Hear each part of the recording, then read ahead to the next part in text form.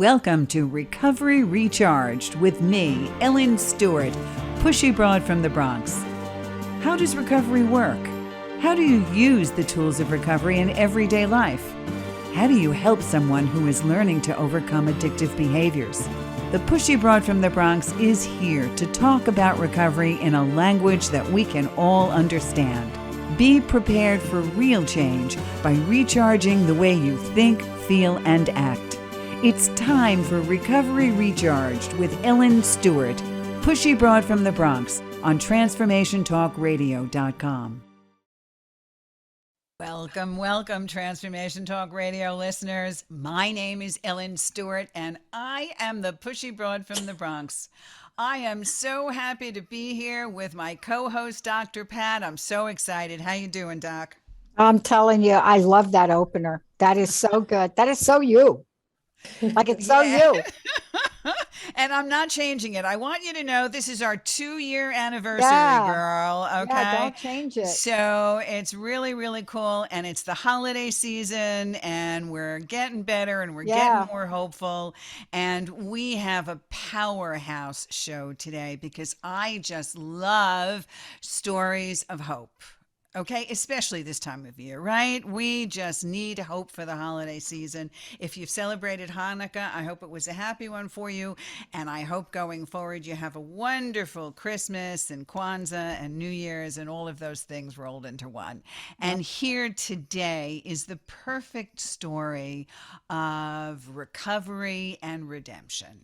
I want to tell you a little bit about the story, and I want to tell you a little bit about the person we have with us today.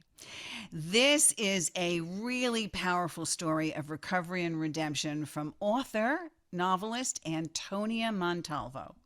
It is about her new book, Redeemed, and how her spiritual journey pulled her out of the abyss of drug addiction. And we're going to hear something about that. That's really going to be something. We're going to learn about what she has done afterwards, the foundation that she has created, and how she is helping women just like her on the path to redemption. So I can't wait for that to happen. And before we start, I want to tell you a little bit more about her. She is the founder of the Antonia Maria Foundation. She is also co-founder of Day One Sober Living. And as I mentioned before, author of her new book coming out in the spring of 2022, Redeemed. She owns 2 sober living houses for women here in our great state of New Jersey. She's also the mother of 2 boys and a very happily married wife. Her entire core belief is in personalized care, and she advocates for the wide variety of avenues to wellness. It is our pleasure on Recovery Recharge to welcome a colleague and friend, Antonia Montalvo. How are you doing, Antonia? I'm great. I'm doing well. Very, very grateful and humbled to be here. Ready to rock it? Ready to rock it. Ready to do, Ellen. You know that book you're giving me? I'm manifesting. Yeah. Oh, yeah. Oh, I feel it. Yeah. I'm totally with you. I could spend the next 20 minutes telling you how the planet and this eclipse in Sagittarius has shifted everything. It started like about 7 days ago. Mm-hmm. And if you talk to people, it's like somebody got like a magic wand on Saturday, and all of a sudden they're like seeing fairy dust. Well, I did a wellness workshop on Saturday and I was so dizzy, for 24 hours. Like I couldn't even I was just the fairy dust. It was all over me. It was working. There is magic in the shift too for myself. Yeah. And we can really use it right now. Do you find that you catching yourself a little bit? Like, Ellen, let's talk about this show for a minute, because part of this is very powerful in nature, and we got to get that message today. But I don't know about you guys. Like, I never thought, especially in my early years, first of all, I never thought I'd even be alive. So let's start with that. But I never thought that I would have the life I have today, clean and sober. Yeah, I never thought I'd be on the show, and you guys were introducing and talking. I wanted to cry, with humility, because it's who am I, right? What was I, and who am I to even be here? not in a way where I'm putting myself down, but the grace of God and the universe and everything that's become since I've had recovery is just is beyond anything I could have even dreamed of. Oh my God. Ellen, are we going to talk a little bit about that today? Let's kick it back to you, Ellen. I know we kind of like I kind of like had to jump in and talk about this a little bit because I do pinch myself some days. And I love that you talked about the anniversary. You know, we have an anniversary. Benny and I have been doing this here together for 18 years. Seriously. And I have never been more excited. I'm not smoking anything. I got my espresso.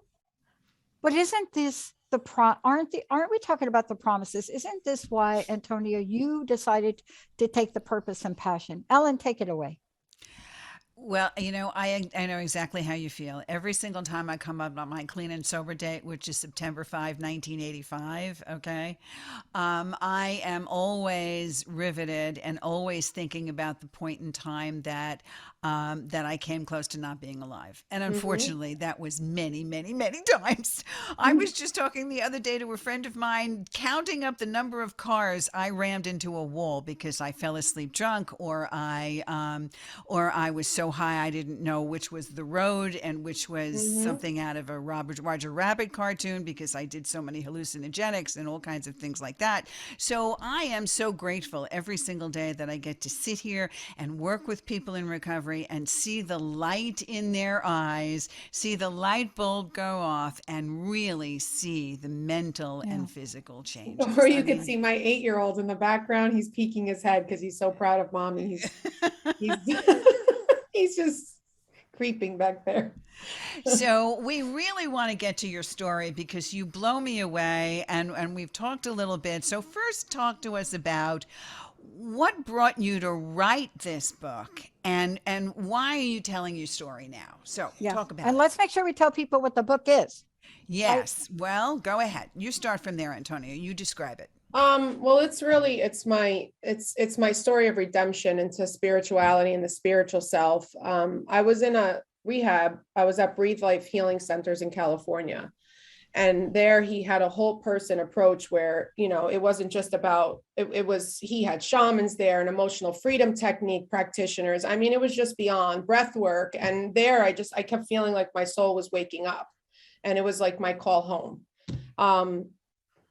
So I wrote this book basically because for me, it wasn't just the drug addiction. I was filled with so much trauma and so much life events that, you know, I didn't have to just get over the drugs. I had to get over like so many other things, my upbringing, where I came from, how I saw the world, just all of that. So, and it's my spiritual journey through it, how I had an awakening. I mean, I started, you know, when I was doing all those practices, I started getting visions, and you know, it was really what other people would mimic as psychosis. It was really just me waking up. And that's what the book is about, because a lot of people are afraid of it. So they go right back into labeling themselves, and it's depression. And not to say that people don't have that. I'm not saying that. But for me, you know, a lot of that stuff started mimicking, you know, a lot of the mental health things, but it was really my soul just waking up. My conditioned mind was breaking itself down. So it's all that. It's more than just about the, you know, the drugs. It was waking up just into a whole new form. Yeah. And how the universe and how spirit was working through me. I love that we're talking about this, ladies. Ellen, and I love that you have kicked this up. Okay. So look at us for a minute, just for a minute. Back in the day, there was another woman like us, and she was ostracized. And she was probably more like me and Antonia than you, Ellen, for a number of reasons, but I'm just saying, I'm just joking. But she was the voice of Alcoholics Anonymous. Who are you talking about? Marty Mann. Yes. Marty Mann. One of your heroes. All the rules. Went on that television show, What's My Secret? And the secret was you had to pick which one of them was the alcoholic. Now that breaks every guideline about anything you want to talk about. She got on that show, and the people had to pick which one of the three people, two men and her, was the alcoholic. They did not pick her. Of course not. But look at us. Look at us speaking out to help other people. Antonia, you're doing that. And Ellen, your show is all about it. Exactly. I know. And Antonia, you're so brave to be telling this story. Yeah. Can you give us a little bit of an idea of what that struggle was like for you in the beginning? Yeah. What you did, how early it was, what you were up against? What can you share from the book? You mean my recovery with the spirituality and the spiritual And before awakening? that, before you were Yeah. not in recovery, what was going on? I want to Oh. hear it all. I mean, I grew up, if you know, this is going to go into, I grew up in an Italian American home. My mother was from Little Italy, Mulberry Street in Manhattan. My father was a very successful businessman, but you know, he grew up in the 80s, and that's when all those suited down, trench coat looking, objectifying women, stuff was going on in the New York City era. And I was born in 1982, so I kind of fell right into that. My mom was a very nurturing, loving woman that, she had to get out of her own stuff of growing up the way that she grew up. They made a great life for themselves financially, but my dad, he was an alcoholic. He was a womanizer. He did the best that he could. But I lived a double life. I had no idea of the things that my dad was capable of and what he was doing outside of the home. But it affected you. It affected you adversely.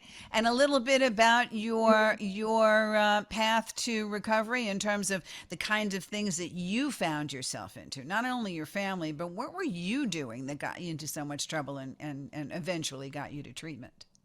Well, I started hanging out with drug dealers. That's how it started, and hanging out with criminals and selling cocaine.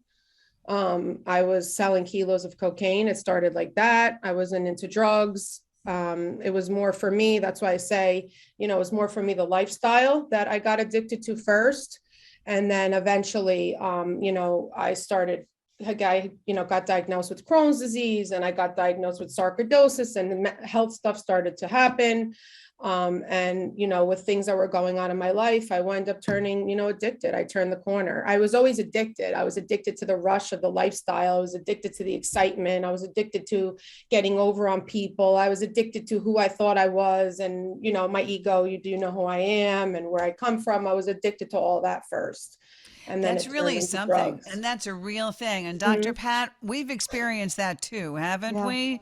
That addiction to the lifestyle and the pace and who you're hanging out with. And for me, it was also a celebrity lifestyle. It was rubbing elbows with the rich and famous. It was living a very high life. Was that the same way for you, Dr. Pat? Did you have some of that? No, I came from the projects. And so my way out of the projects, I say the projects very loosely, and in today's world it's very different than it was, but you get the idea. I lived in a community where people were just getting by. I lived with a mom who was an alcoholic and an addict who committed suicide when I was 6. My sister ate her way to death. And so, for me, I got street smart. My uncles gave me boxing gloves when I was 5. They prepared me. But what you learn when you're on the streets and you're unattended, you learn how to survive. And some days you do whatever you can to get food. And then I became homeless at 17. When I became homeless, everything I learned on the streets, I put into play. So what do you do when you're homeless? Where do you get, albeit it wasn't for like a decade, but man, you start to do those things, Antonia, that you just described, because that's what you know. I actually learned how to speak Spanish from being left, like I had a family member who was using, and they would just leave me on the streets of Washington, whatever. And I just learned how to speak Spanish. I learned how to sell drugs. I learned how to smoke blunts, roll, you learn how to emotionally survive, like at all costs, And you don't even have to be involved, but you are vicariously learning by watching other people's behavior. And, you're influenced as a young kid who's watching everybody around you struggle. Mm-hmm. And then you see the shiny object of drugs and alcohol. Mm-hmm. You know what I mean? Or like even a a false- man, right? A man. Oh, he's going to get me out of this. You know, that was Never for had me, that like- problem.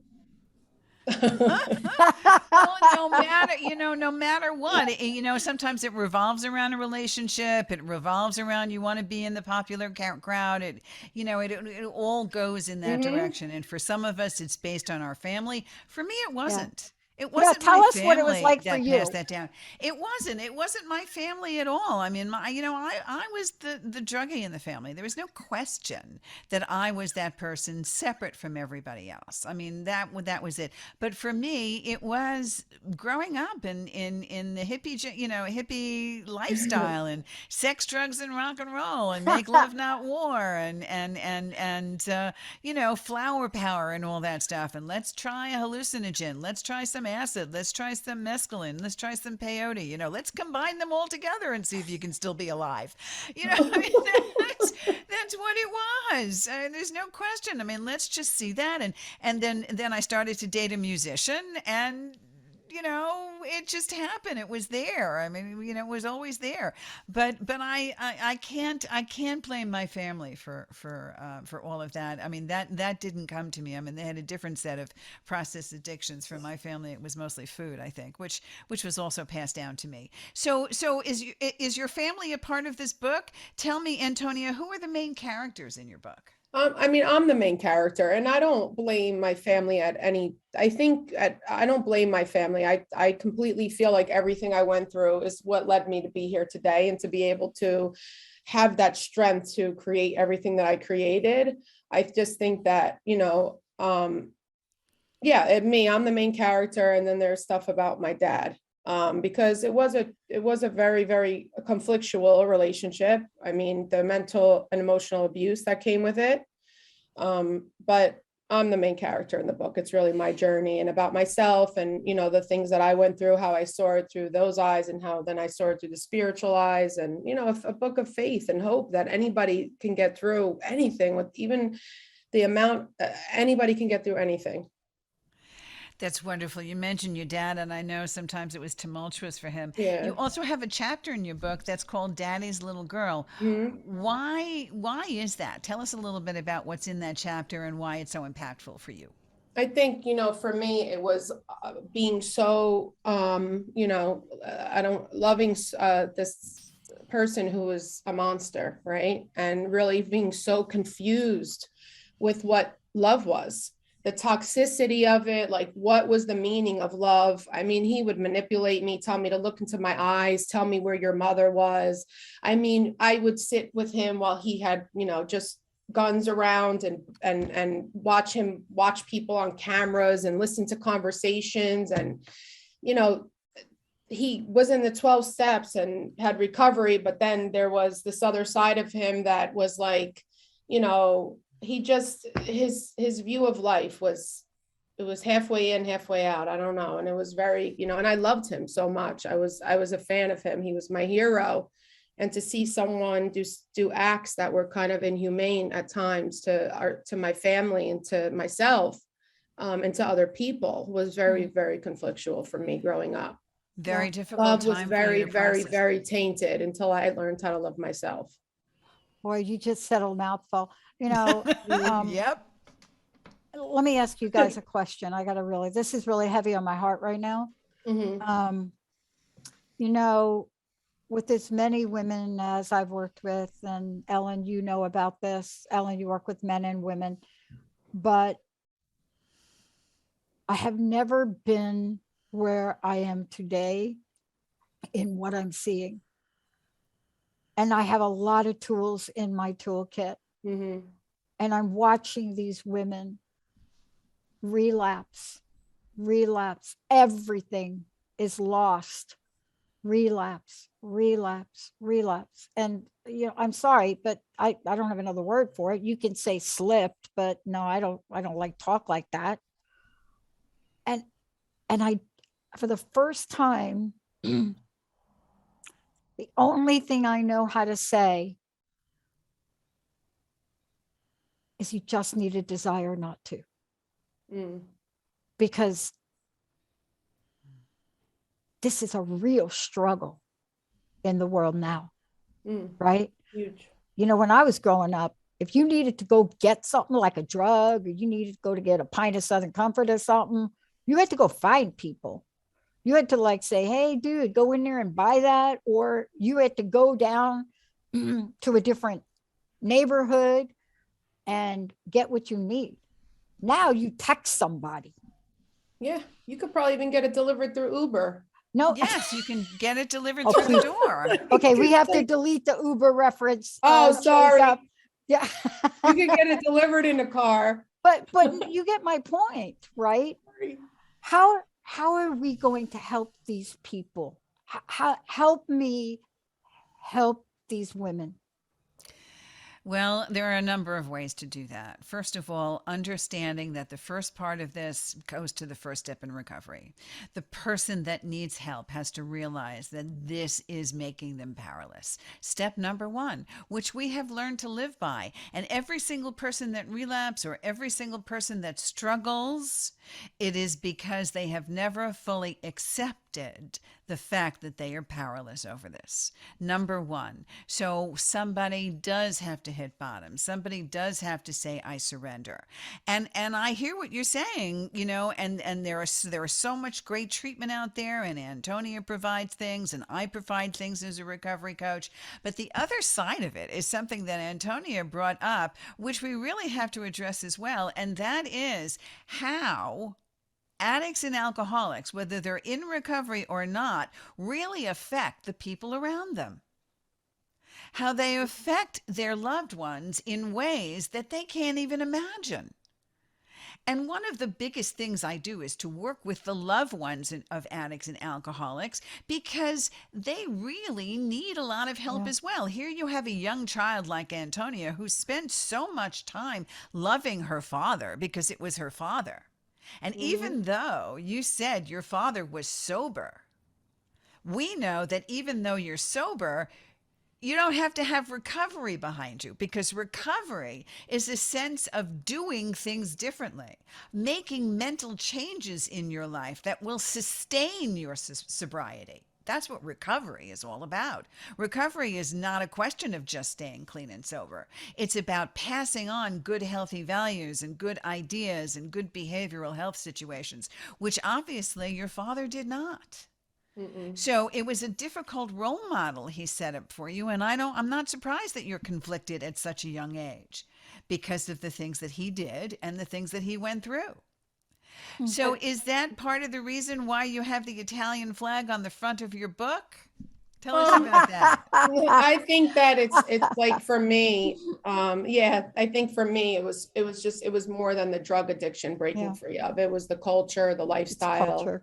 Culture. Culture was very, very strong in my family, like being raised Italian, being raised, you know, where I was raised, how I was raised. I think that, you know, breaking from all of that. Yeah. And, you know, I want to just follow up with you on that. And I want to kind of reiterate it in a multi-generational way, if I may. My mom, back in the day, in the cultures you and I are describing, Ellen, right? Yeah. What happened with women that were free-spirited and feisty? They drugged them.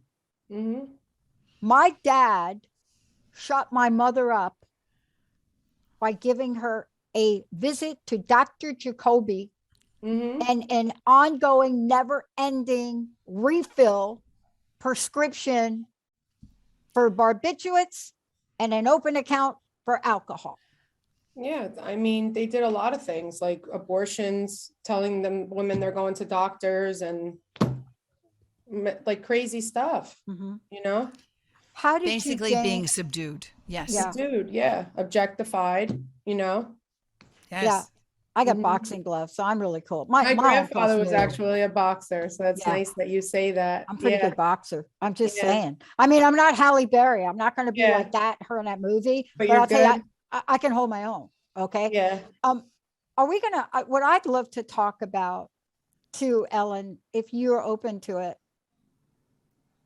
I'd like to know how Antonia went from her journey, right? Recovery, redemption, how she went from there to an amazing life, to give back, to create things that most people dream of, but she did it. See, because that's the part of hope that I hope we get to hear, because that's not just hope, that's hope in action. And that's because we drink espresso. I have my Pana right now, water. Yes, don't have we my are water. absolutely going to spend the second half of this program talking about Antonia's journey, because she's doing some great work here in the state of New Jersey. But before we break for commercial, Antonia, I want you to tell people where we can find you. Give us your website, give us the name of your book again, and when it's coming out, please. My name of my book is Redeemed. It's coming out spring 2022. Yeah. You could find me at Antonia Maria Foundation. Also, I'm on Facebook. If any woman needs support, Antonia Montalvo. My website is www.antoniamariafoundation.org. The telephone number is 888-633-2693. And you guys can, get directly in contact with me anytime. Fantastic. And you have a Facebook page as well? Yes, it's Antonia Maria Foundation. And then my personal is just Antonia Montalvo. Fantastic. And of course, especially during this holiday season, please know you can get me at pushybroadfromthebronx.com. I am still doing a private, free, complimentary session for stress relief and for COVID, for anything else you want to talk to me about. 800-889-1757. Let's go to break. We'll be back with Antonia's story.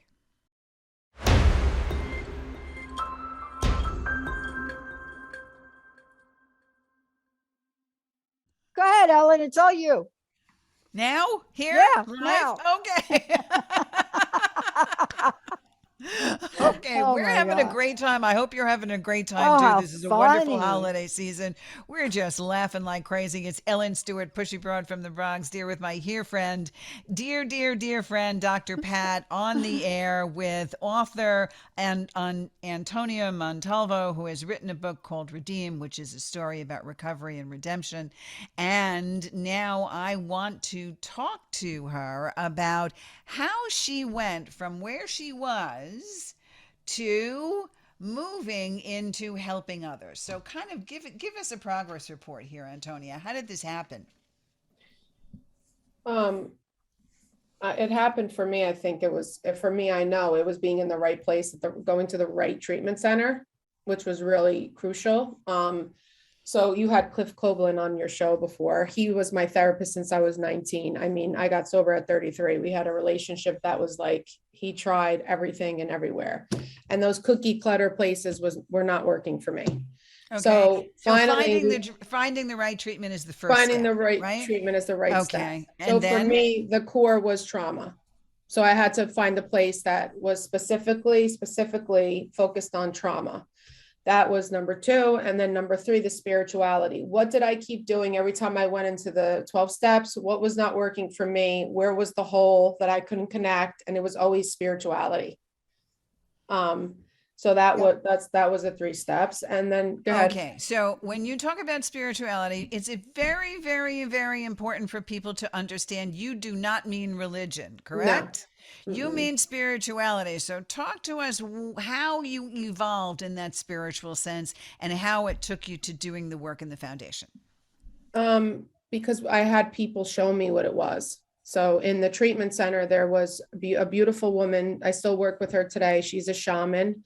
Tristan Montoya, he was a tapping coach. And I mean, he had breath work, things like just very beautiful spiritual practices that were simple and easy and effective, but yet were transformational. So for me, coming from my background, the talking and everything, it was all so loud. Everything was so loud that I needed to find a place of peace. Going to meetings for me in that moment. And I'm not saying that it's not right, but I had to go against the grain of what people were telling me because it wasn't working for me. Yeah. I needed to go inside and I needed to hear the whisper of my soul, and I needed to transform in a silent way. I've told my story 100 times in the sick way. The story was keeping me sick. The story of the book, which I wrote it in a transformational way, that was me as my addict self using it to continue to get high and to use. So I was highly manipulative. I was trained to be that way, growing up the way that I grew up. So I needed to find something where I can actually be quiet and let other people kind of, guide me from the inside out. So, I mean, I had this beautiful awakening. I mean, we were doing breath work. It was a 45-minute breath work, and I started seeing lights, and I mean, it was magnificent. And that helped me start trusting a little bit more each time. Then we did a shamanic journey where we, connected to our inner child, and the power of the imagination, I mean, is amazing. Worth the healing that could happen there. And I saw a tiger. And then when I woke up out of the meditation, I pulled a tiger card. And when you're in such a hopeless place, you're like, oh my God, those little things make you believe that God is there, spirit, or the universe. You're like, wow, I saw the tiger. And now here I pulled the tiger card. It's like those little subtle things, not that harsh stuff that I grew up with, that punishing God, that guilting God. It was fun. It was magical. So Dr. that's what Pat, led me there. Dr. Pat, did you feel or experience a spiritual awakening like Antonia? Does that Yeah, ring a bell? I did. And, at kicking and screaming. The good news for me, though, I had an experience as a young child. And I got expelled from Catholic boarding school because I claimed to have talked to Jesus. And the fact was that Jesus basically said to me, your mother's with me. I was left on a weekend. Sister Michael Anthony yanked me by the ear, dragged me up to the Mother Superior. I walked into the room and Mother Superior had her head down, and Sister Michael Anthony was just all over it, called me a liar and whatever that language is. I don't even remember. But the bottom line was Mother Superior lifted up her head and said, I have a note from her dad. Her mom is with Jesus. And so for me, for some weird reason, I had a connection. And then I got mad at them all. I got mad at them all. I didn't even know who all of them were. I got so mad that you couldn't even say their names. Yeah. And you walk into a meeting and I was like, oh, to God, I understand. I remember the first time I walked into a meeting and they end the meeting with what? The Our Father. And I'm like, do you know how many times I have said Hail Mary? I mean, honestly, but I have to tell you, I wanted sanity more than the pain of listening to the name of God. And then before long, I was all in. You were all in. I understand that. Yeah, so you got to be all in. For Antonia, it was a spiritual awakening, and that's great. I can honestly tell you that my spiritual awakenings came the more I got clean and sober, right? There was no spiritual awakening that took me to the rooms. A very attractive guy took me to the rooms. That's what whatever works. Oh my God, we have to do a whole saying, show on that. It doesn't matter how you get there, you just get there, okay? Oh, we have to do a show on that. This very attractive guy took me by the hand and I was like, I'll follow you anywhere, and that's how I got there. So I was like, okay, I'll do that. So, but afterwards, the more I got clean, the more I realized what spirituality is all about. And people have to understand that you spoke and you said something beautiful. Your soul spoke to you, and that's a wonderful expression. I love that whole thing, because that's not thinking about that you necessarily have to have a message from God, but it comes from your soul, which makes it so more impactful for you, which is really good. So, all right. So now bring us to the Antonia Maria Foundation. Talk to us about how it got started, what the sober homes are about. Talk to us about the work that you do today, please. So I just continue to do the next right thing and work with my, my guides, my, spiritual advisors and everything. And I was meditating and I got this moment of you have to open up women's homes. And through there, I would just go into meditation. I would listen to my soul, and I would come out and just kind of write the content that you see. Everyone told me I wasn't going to be able to do it. And like you, I told them Jesus told me I was going to. They all laughed at me, and here I am. And he did push me through. I have that connection too, where I can hear him speak to me, and I utilize that. And it's an amazing thing today that I can trust that there are things on the outside protecting me and keeping me safe, and that I'm not crazy like they told me I was as a child, or even through, certain avenues of, certain recovery people.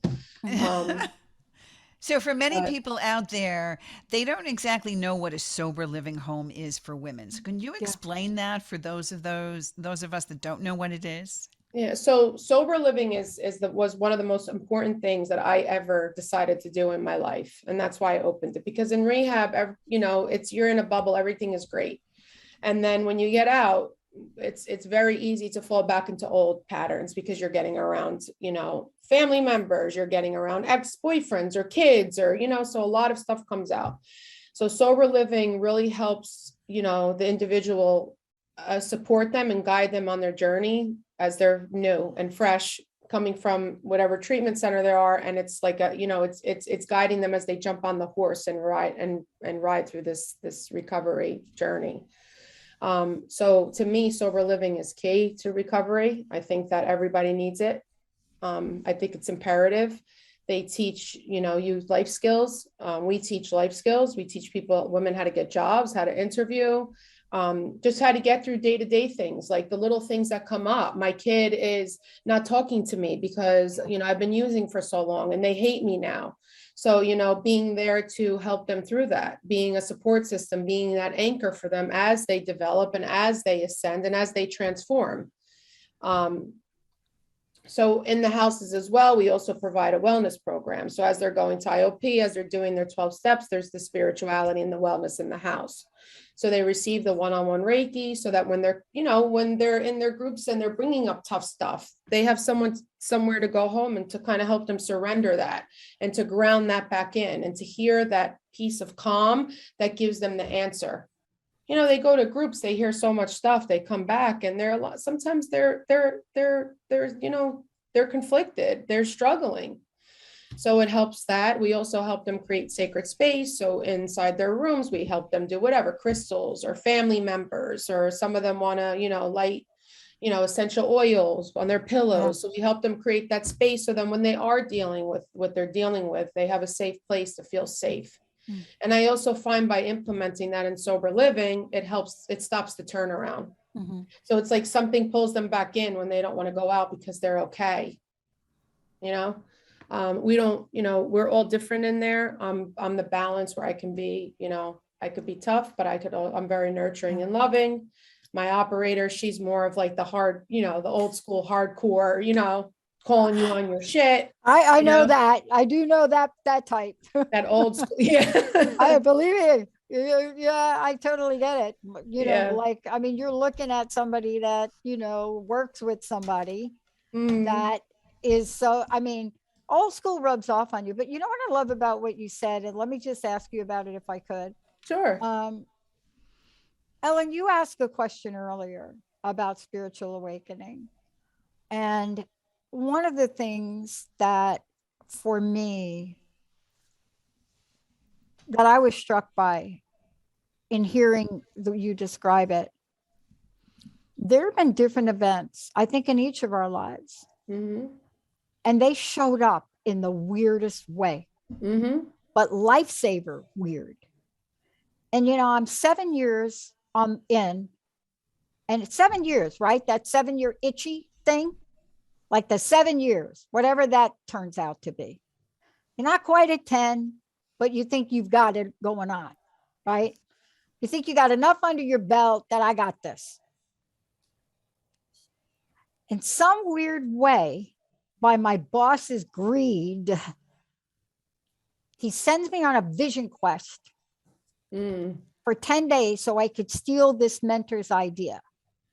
Now, that in the program, that would be like a lifetime of amends, that if you ever did that. But what are the odds at that point in time in my life having a fully paid opportunity to go in a desert for 10 days with a woman, shaman woman, and come back. And you know this, you said this, right? You were different when you came back. Completely. But not just like, oh, I'm different, but you are like energetically transformed, right, Ellen? Yes, it's tangible. It's palpable. You can feel it. Once you get touched by a spiritual awakening, you can never go back. It's That's it. almost like you're really being bathed in the light. I know people are gonna, people that are listening are gonna say, "Ah, come on, oh, don't be silly." Unless you experience things, and they don't have to be completely transformational. It doesn't mean that the miracle No. has to happen in front of you. It doesn't mean that God has to help Moses part the waters. That's not what we're talking about here. We're talking about a deep-seated situation where your being, your soul, is forever changed for whatever reason it is. And it may not affect anybody else on the planet, but it's affecting you. It's your own personal miracle. And I think this is the perfect time to realize our own perfect miracles right here, right now. Every single one of us on the planet has to be grateful that we are alive, that we have come through what we hope is the end of a pandemic, that by the grace of God, maybe we won't see ever again in our lives. So every single day we have to have this kind of gratitude that brings with us that inner thing that when Antonia was talking about, that inner peace, that inner reflection, that understanding that there is a spirituality in this world that's always with us. Don't you think? Yeah. That's to me the most important piece of my recovery is that spiritual piece. Yeah. It is. So tell us in the houses with the girls, how long can they stay with you? Good We've had question. someone stay up to 2 years. So we ask though for a minimum of 3 months, and they sign a commitment to themselves that they're going to learn self-love, self-respect, that they're going to take care of themselves, So we ask for a minimum of 3 months, and we've had someone stay up until 2 years. We don't kick anyone out. It's all individually based. Like some need that, some need to be there longer than others. So. And people have to understand that sofa living is available all across the country. And it doesn't matter where you go, but it does matter who you go to. Yeah. Yes. It's very important to ask about staffing, who's there, how many hours they're there, if there's support systems, how are they supporting the person you're sending them to? Yep. I mean, it's hard because in sober living, the cost thing, because insurance doesn't cover them. So we understand, I try to make it as affordable as possible, but at the end of the day, in sober living, safety and has to really, that people, we really have to up it with sober living.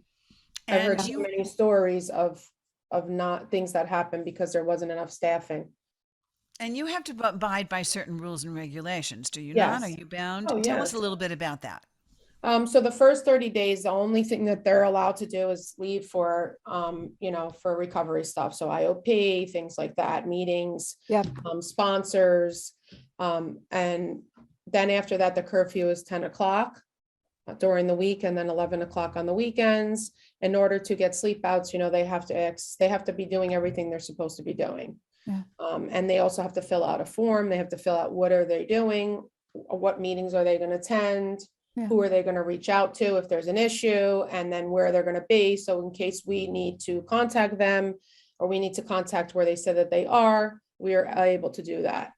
And that has to be given in 48 hours so that before they sleep out, we can discuss what their plan is going to be while they're in their sleep out, because that stuff happens. We also connect with the IOPs and we connect with the families weekly. We feel like you have to be on the same page. We want to know when medications change. Yep. We want to know everything. We are not playing with the safety of the women at all. Yeah. So, my operator just had a situation where someone was getting offended because she was asking them questions, and she said, listen, this is my job. I need to know how much you changed the prescription to and what pharmacy you're sending it and what you're, and the doctor at the place got a little offended because who's little sober living calling and asking these questions. Yeah. But we don't care. We do it anyway. Yeah. So it just proves that you take mm, great care in what you're great doing, care.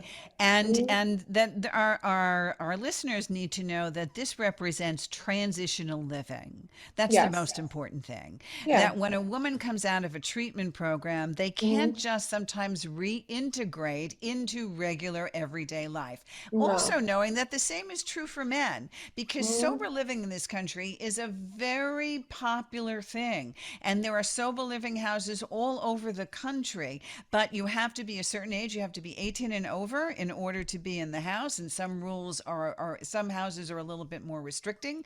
There are certain rules, like Antonia mentions for her foundation specifically. The name of her two houses are Gracie and Leo's, which I think is, Mm. fantastic. Those are the two houses here in New Jersey in an excellent area, and she takes great pride in the things she does. So I Mhm. want you to check out what sober living is all about and realize that this is a very good transitional step for women.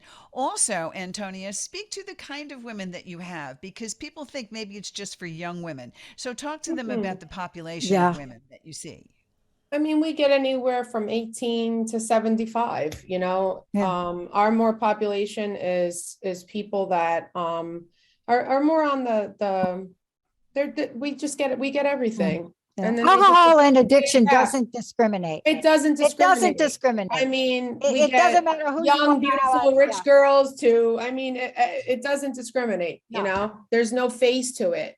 I went to Mountainside in Connecticut. Those people all look like they just came out of a Vogue magazine, you know, Yeah. it just doesn't discriminate. Look at me, you know, it doesn't discriminate. So we Oh get my. all walks of life. And when there's an age difference or an age gap, we make sure we keep it, you know, just centered on the self-love stuff. And it works out because the older women really gives the wisdom to the younger, and the younger girls kind of give that pep and that step to the older women. Like Oh it yeah. works out. It really works out. Yeah. So And that's what's so beautiful about it. You see, I love that we're demystifying so many things. That was a great question, Ellen. I love that we are having a conversation and demystifying it, because these are questions that people, especially loved ones mhm. of family members, are afraid to ask, right? Yeah. And I Yes. love the way you described the way you operate as safety, because another misconception is, and Ellen, you nailed it. Great, you're coming out. You got an X amount of days. Oh my God, let me just go get my job. Let me just, seriously? We've had to tell people, some women, we've had to call their IOPs and their therapists and says this person is not ready to Not go ready. back into work. Yep. That's a Yeah, hard conversation. it is a very hard one because they think sometimes you'll get the practitioner, the therapist, or the sponsor that will say you're enabling, and you'll say, no, they're in the house. We see more than you know, but yeah. So sorry to cut you off, but I just wanted to No, piggyback you're on absolutely that right. word. I mean, Yeah. what I love about this is there are so many different, there's so many different styles that we bring to the table. Mm-hmm. Yeah. I'm the person that if I'm running a meeting and you think you're going to bring your slip up for me to sign like Mm-hmm. halfway, no way. That thing sits right at the table. I don't care if you stand there. But that's just the way I was groomed, Mm-hmm. right? Um, we have one thing in common. We want people to succeed, not just in sobriety, but in life. Mm-hmm. Isn't that what you're doing, Yeah. Ellen? Both of you? This is what it's all about. This is why we try, and I try every single time that we do this show, is to show that there's hope in Mhm. recovery. This is why the show name is Recovery Recharged, because we are constantly recharging our recovery. Every Mhm. single time you and I go on the air and do this show, I feel like we finished a meeting. I want to say the Our Yeah. Father after the meeting. I want to keep saying to the whole world, it works if you work it, and now we could go, right? We want to just do that. Yeah, I But want to recite the promises. It's absolutely the truth. And I know we've got about 2 more minutes left Yeah. to the show today, but I want to let everybody know that that's what this is about, because when somebody comes out of treatment, it's just the beginning. You're still a newbie. You're like a new puppy. And I always have told all of my clients that takes a very, very strong person to say, yes, I can, but sometimes an even stronger person to say, no, I Yeah. can't. No, I can't just make that transition into the real world and everything should go back the way it was. I can't do that. Yeah. I have to look at it where I need something else in between. And Antonia Montalvo's halfway houses or sober living houses, because that's what they call them. Mm. So a halfway house is a sober living Sober house. living. A transitional living house, which is what it is something that you can look into, because she runs a really tight ship, and the accommodations are lovely, and where they are lovely, and she pays individual attention to Yeah. every single one of the women that she talks to and she works with, Yeah. and that's because she gets it. It's part It's of her own spiritual journey, right? So it's more Antonia, needed now than ever. that's It's right, and it's never needed been more now. needed than it is right now, Ellen, right? Exactly. So at the end of this in our show, Antonio, again, tell us your links, tell us where to reach you. www.antoniamariafoundation.org, Antonia Maria Foundation on Instagram, on Facebook, Antonia Montalvo on Facebook, 888-633-2693, email antoniamariafoundation@gmail.com.